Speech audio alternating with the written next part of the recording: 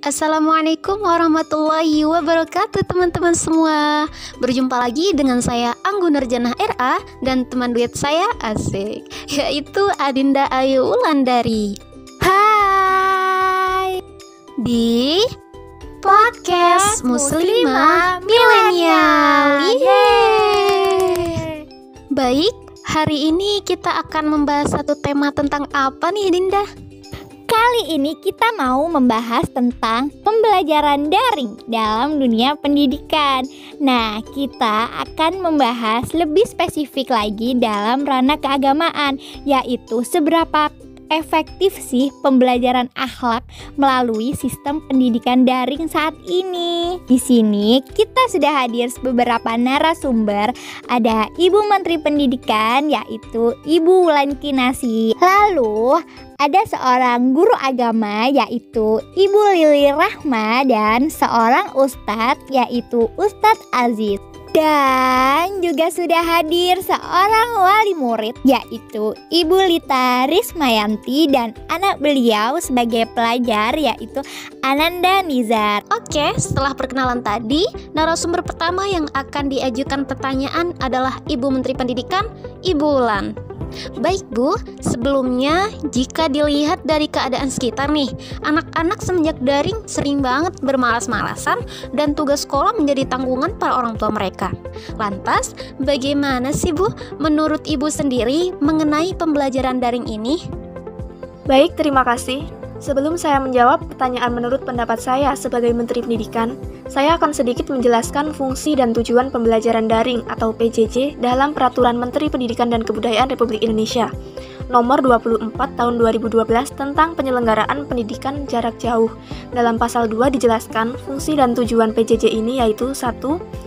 PJJ berfungsi sebagai bentuk pendidikan bagi peserta didik yang tidak dapat mengikuti pendidikan tatap muka tanpa mengurangi kualitas pendidikan. Yang kedua, PJJ bertujuan untuk meningkatkan perluasan dan pemerataan akses terhadap pendidikan yang bermutu dan relevan sesuai kebutuhan. Oleh karena itu, untuk masalah belajar daring, itu harus ada pengawasan dari sekolah ataupun orang tua. Dari pihak sekolah atau wali kelas mungkin bisa bertukar informasi dengan orang tua siswa terkait dengan perkembangan anaknya selama pembelajaran daring. Adapun selama masa pandemi saat ini, yang kami prioritaskan tentunya adalah kesehatan para guru dan peserta didik, sehingga meskipun pembelajaran harus dari jarak jauh bagi wilayah berzona merah dan kuning, namun dengan penggunaan teknologi secara bijak, serta peran guru dan orang tua yang maksimal, maka pembelajaran daring bisa efektif dan peserta didik tidak terlena dengan media sosial yang bisa melalaikan mereka dalam belajar dari rumah. Baik Ibu, terima kasih banyak atas penjelasannya. Selanjutnya yaitu seorang guru agama yaitu Ibu Lili Rahma. Bagaimana menurut Bu Guru mengenai pembelajaran akhlak secara daring ini? Apakah efektif dalam menanamkan pemahaman para peserta didik tentang ilmu dan akhlak?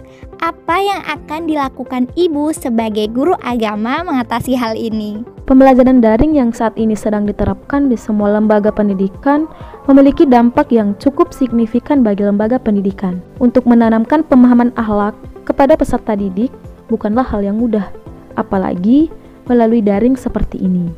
Hal yang perlu dilakukan yaitu menanamkan nilai-nilai kejujuran pada peserta didik, memberikan tugas yang berkaitan dengan keagamaan, khususnya itu tentang akhlak, menanamkan nilai-nilai tanggung jawab dan pola hidup sehat untuk menjadi manusia yang lebih baik.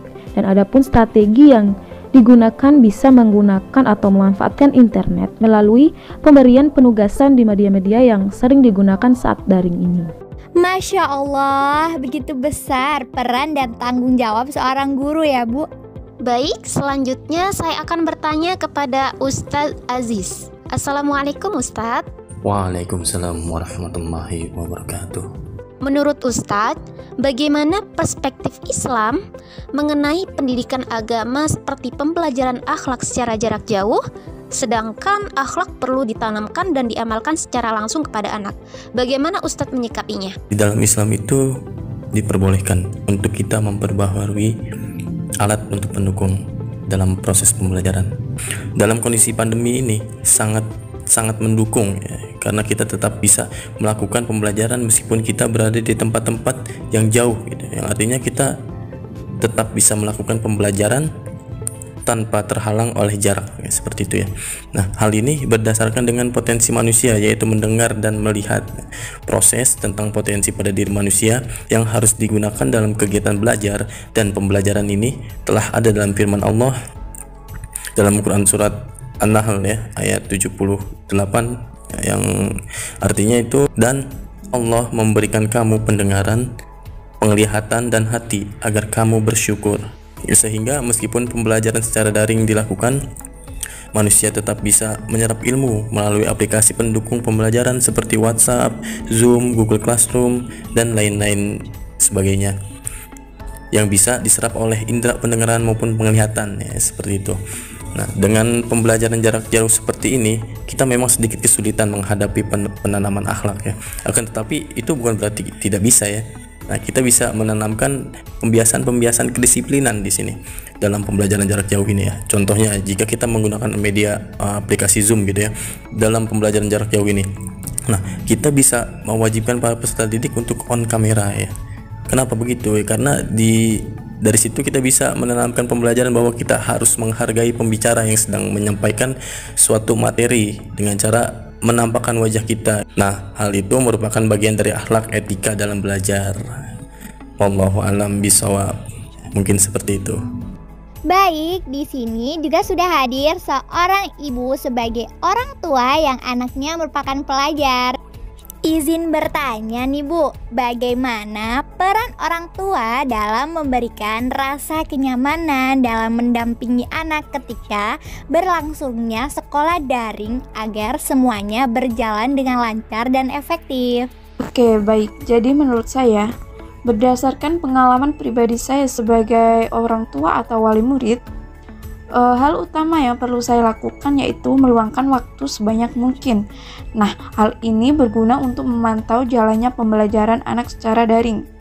Karena tidak dapat dibungkiri, jika kebanyakan anak-anak lebih tergiur dengan media sosial yang lainnya.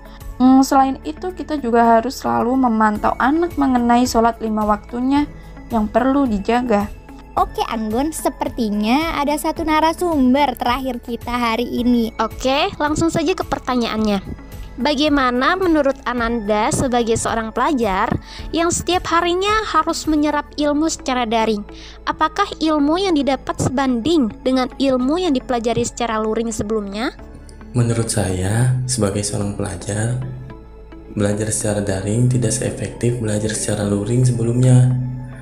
Hal ini dikarenakan ketika di rumah terkadang kendala dengan sinyal, keadaan di rumah, kegiatan di rumah, suasana di rumah yang kadang kurang kondusif untuk belajar. Berbeda ketika kita belajar offline, kita bisa fokus untuk belajar di sekolah tanpa terkendala dengan sinyal maupun kegiatan di rumah. Hal ini tentu akan mempengaruhi penyerapan ilmu. Masya Allah, luar biasa sekali jawaban-jawaban dan penjelasan para narasumber kita hari ini ya Din. Iya Anggun, dari penjelasan narasumber kita ini dapat diambil kesimpulan bahwa pembelajaran khususnya akhlak sebenarnya dapat efektif apabila semua pihak seperti guru, orang tua, dan pemerintah dapat bekerja sama mengayomi peserta didik dengan cara masing-masing sesuai posisinya secara maksimal. Hal ini juga memerlukan evaluasi terus-menerus agar pembelajaran khususnya penanaman akhlak secara daring ini bisa semakin terrealisasikan dalam kehidupan belajar peserta didik. Semoga ilmu-ilmu dan masukan-masukan pada podcast kali ini bisa bermanfaat untuk kita semua. Amin. So, untuk teman-teman semua dimanapun kalian berada, stay healthy and siapapun Anda, berapapun usia Anda, jangan lupa terus semangat menuntut ilmu dan mengamalkannya, khususnya ilmu agama, karena ilmu dan amal akan menentukan siapa diri kita di dunia dan di akhirat nanti. Kami undur diri, mohon maaf apabila ada salah-salah kata. Wallahu muwaffiq ila aqwamit thoriq. Wassalamualaikum warahmatullahi wabarakatuh. Dadah semuanya.